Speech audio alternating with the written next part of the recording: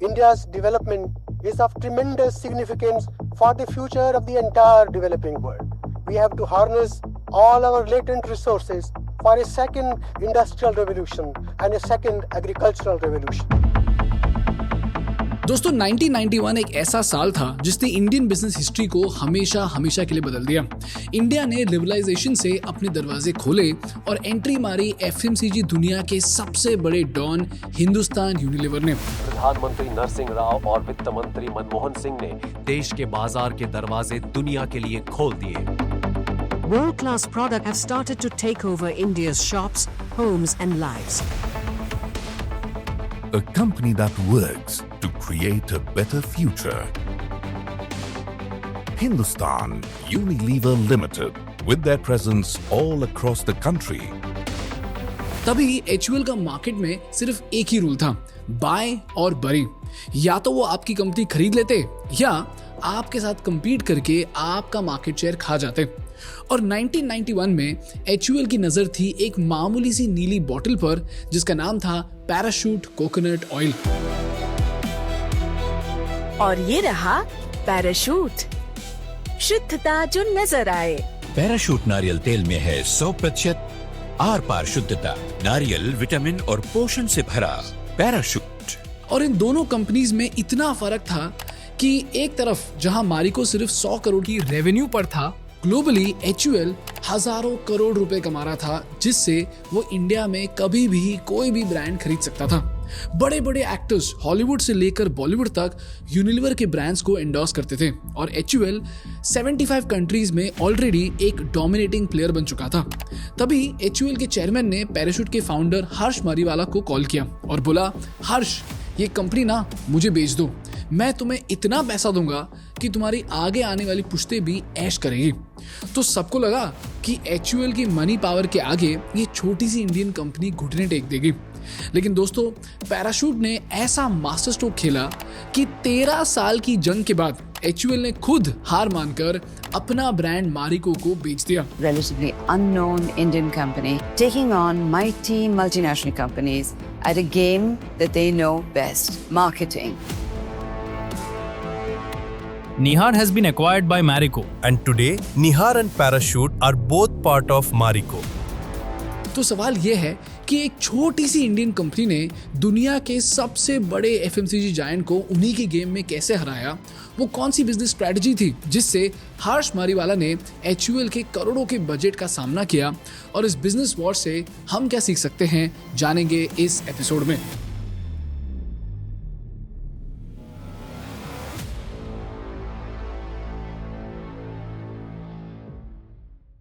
दोस्तों ये चैनल ज़ेरोदा और थिंक स्कूल का एक जॉइंट इनिशिएटिव है जिसके माध्यम से हम भारत को world class business case studies पढ़ाना चाहते हैं।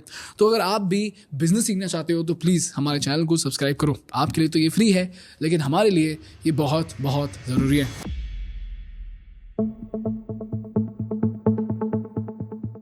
दोस्तों ये कहानी शुरू होती है 1991 में, जब भारत में हुआ लिबरलाइजेशन। तो सारी फॉरेन कंपनीज पर टैक्स कम कर दिया गया और कोको कोला, HUL, हुंडई जैसे बड़े बड़े ब्रांड्स की नजर पड़ी इंडिया पर। पूरी दुनिया को इंडिया में एक सोने की चिड़िया नजर आई। क्यों?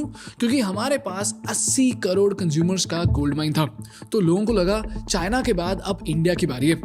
और जब कोई बड़ी MNC यानी मल्टीनेशनल कंपनी इंडिया आती है तो जीरो से स्टार्ट करने के बजाय वो किसी एग्जिस्टिंग प्लेयर को खरीद लेती है ताकि टाइम बचे और मार्केट तुरंत हाथ में आ जाए। जैसे जब 1993 में कोको कोला कंपनी इंडिया वापस आई थी तो उन्हें पता चला कि इंडिया में थम्स अप का मार्केट शेयर 85% पर था और लोग कोक के बजाय थम्स अप का थंडर ज्यादा पसंद करते थे। तो कोक ने सालों तक थम्स अप से लड़ने के बजाय उन्होंने पार्ले के सारे सॉफ्ट ड्रिंक ब्रांड्स यानी Thums Up, Limca, Gold Spot को खरीद लिया और इस डील से कोको कोला को कस्टमर्स ढूंढने नहीं पड़े। थम्स अप का बना बनाया डिस्ट्रीब्यूशन नेटवर्क मिल गया जिससे कि वो अपने प्रोडक्ट को इंडिया के गांव-गांव तक पहुंचा पाए। और सबसे इंपॉर्टेंट, एक नए ब्रांड को बिल्ड करने का 10 साल का जो वक्त है वो उन्होंने बचा लिया। एट द सेम टाइम छोटी कंपनी को क्या मिला? छोटी कंपनी के फाउंडर्स और इन्वेस्टर्स की मेहनत के लिए उन्हें बहुत सारा पैसा मिला और अपने ब्रांड को बड़ा बनते हुए देखने का मौका मिला। अब इस केस में इसी तरह एक्विजिशन के लिए HUL के चेयरमैन ने हर्ष मारीवाला को कॉल किया और हर्ष मारीवाला ने HUL के चेयरमैन को मना कर दिया। तो HUL ने सोचा कि वो मारिको से डायरेक्ट कंपटीशन करके मारिको का मार्केट खा जाएंगे और यही से शुरू हुई दोस्तों एक एपिक बिजनेस बैटल। तो सवाल ये है कि हर्ष मारीवाला ने HUL जैसी बड़ी ब्रांड को कैसे हराया। दोस्तों हर्ष मारीवाला ने 3 स्मार्ट बिजनेस स्ट्रेटजीज का इस्तेमाल किया। पहले तो मारिको के पास फंड्स कम थे और हर्ष को लड़ने के लिए पैसे चाहिए थे।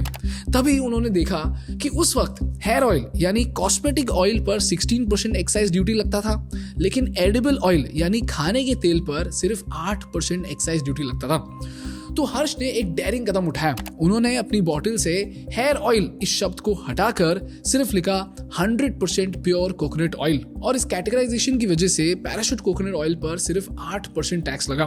तभी टैक्स ऑफिसर्स ने हर्ष को बोला, हर्ष लोग तो आपका जो तेल है वो बालों में लगाते हैं, तो आप कॉस्मेटिक ब्रांड्स का टैक्स क्यों नहीं दे रहे। तो हर्ष ने कहा, देखो सर, हम तो प्योर कोकोनट ऑयल बेचते हैं जो कि खाने लायक है।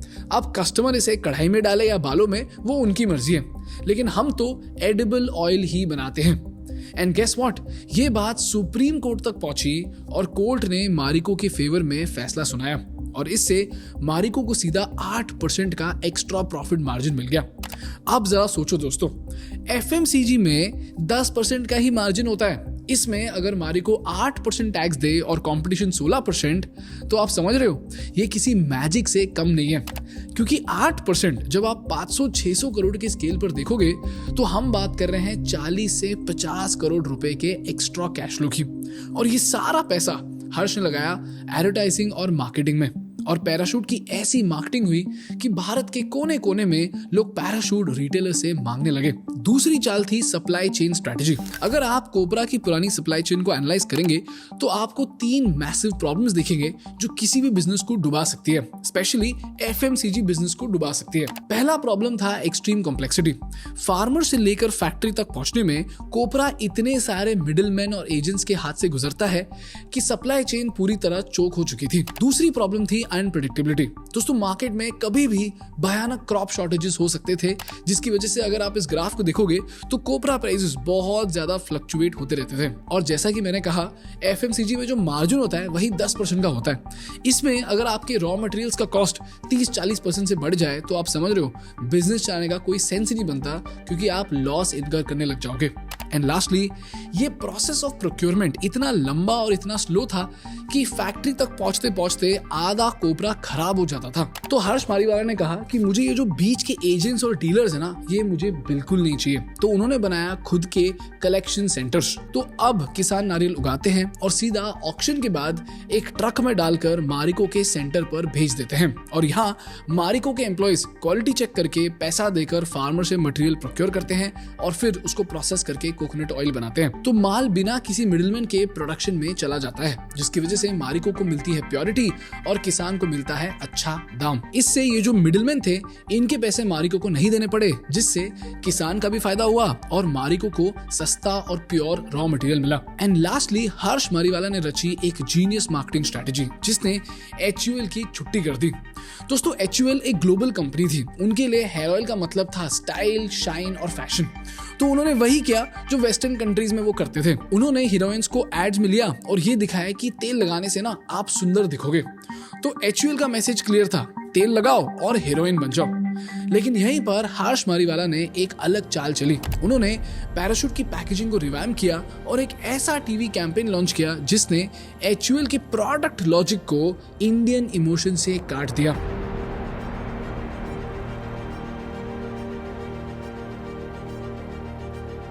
जहां HUL ने खुशबू और शाइन की बात करी, मारिको ने शुद्धता और परंपरा यानी प्योरिटी और ट्रेडिशन का कार्ड खेला। उनके एड्स में दिखाया गया है कि किस तरीके से नारियल सिर्फ एक फल नहीं बल्कि हिंदू धर्म में गॉड्स फ्रूट माना जाता है। किस तरह नारियल मंदिरों में चढ़ाया जाता है और शुभ अवसरों की शुरुआत नारियल तोड़कर होती है, और किस तरह नारियल त्याग और समृद्धि का प्रतीक है। इससे बाल बने सुलझे, मुलायम और खूबसूरत भी। कोई भी नारियल तेल नहीं, सिर्फ पैराशूट, क्योंकि पैराशूट ही शुद्ध है। तो मारिको ने बोला जो नारियल भगवान के लिए शुद्ध है वही पैराशूट की बोतल में है। और दोस्तों इस कैंपेन ने इंडियन कंज्यूमर्स को इतना अच्छे से अपील कर दिया कि HUL का परफ्यूम्ड ऑयल इस सेक्रेड प्योरिटी के सामने फीका लगने लगा। उसके बाद पैराशूट की सेल्स ने डबल डिजिट ग्रोथ पकड़ी और कुछ ही सालों में पैराशूट ने 52% मार्केट शेयर कैप्चर कर लिया। इसी से हर्ष मारीवाला ने साबित कर दिया कि इंडिया में धंधा सिर्फ लॉजिक से नहीं, इमोशन और कल्चर से भी होता है। और दोस्तों ये जंग चली पूरे 13 साल तक। HUL ने डिस्काउंट्स दिया, फ्री गिफ्ट्स दिए, निहार का प्राइस गिराया, लेकिन पैराशूट का मार्केट शेयर बिल्कुल नहीं हिला। उल्टा पैराशूट और भी स्ट्रांग होता गया। तभी HUL को यह समझ आ गया कि भाई हेयर ऑयल मार्केट में मारिको को कोई हरा नहीं सकता। एंड फाइनली HUL ने अपना ब्रांड निहार मारिको को बेच दिया। सोचिए, जिस जायंट ने मारिको से कहा कि कंपनी हमें बेच दो, उसी जायंट को मजबूर होकर अपना ब्रांड उस छोटी कंपनी को बेचना पड़ा। That is how Marico one of the strongest FMCG giant of the world. ये है दोस्तों मारिको की कहानी, और इस कहानी से हमें 3 बिजनेस लेसन सीखने मिलते हैं। Lesson number 1, regulatory insight is a competitive advantage that nobody looks for. लोग सोचते हैं कि बिजनेस सिर्फ प्रोडक्ट ऑफ मार्केटिंग है, लेकिन लॉ और टैक्सेशन की गहराई समझना भी एक बहुत बड़ा वेपन बन सकता है।